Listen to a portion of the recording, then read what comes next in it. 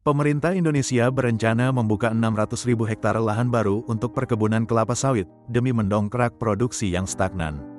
Rencana ini menjadi ekspansi pertama sejak moratorium izin baru berakhir 4 tahun lalu, kata pejabat Kementerian Pertanian, Abdul Roni Angkat, dalam konferensi industri di Nusa Dua, Bali, Kamis, tanggal 13 November tahun 2025. Seperti dikutip dari tejmalaysia.com, langkah tersebut disebut demi meningkatkan produksi sawit, serta memenuhi permintaan yang diprediksi meningkat. Baik permintaan untuk kebutuhan pangan maupun ketahanan energi. Pemerintah Indonesia akan melaksanakan program ini dalam 4 tahun ke depan, termasuk pembangunan 400.000 hektar kebun plasma bagi petani kecil yang bermitra dengan perusahaan. Sebanyak 200.000 hektar lahan akan ditawarkan terlebih dahulu kepada perusahaan pelat merah Palmco, sementara sisanya menjadi peluang bagi perusahaan swasta.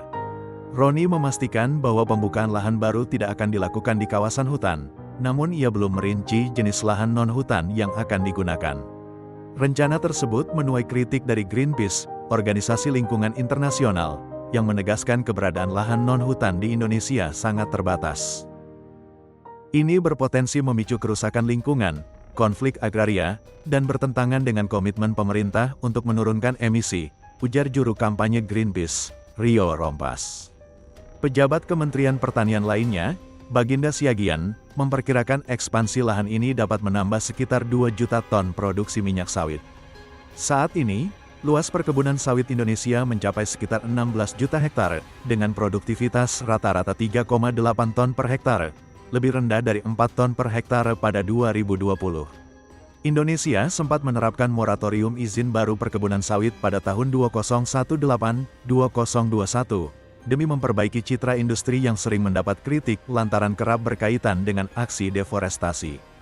Di sisi lain, pemerintah Indonesia juga menjalankan program peremajaan sawit rakyat, PSR, untuk meningkatkan produktivitas tanpa membuka lahan baru. Namun realisasi dari program itu terbilang rendah, karena hanya 400.000 hektar lahan yang mendapat rekomendasi. Sementara targetnya sejak 2016 berada di angka 2,5 juta hektar. Dalam waktu dekat, pemerintah Indonesia juga berencana meningkatkan kewajiban campuran biodiesel menjadi 50% B50, dari saat ini 40%. Kebijakan ini dinilai bakal mengurangi porsi ekspor minyak kelapa sawit.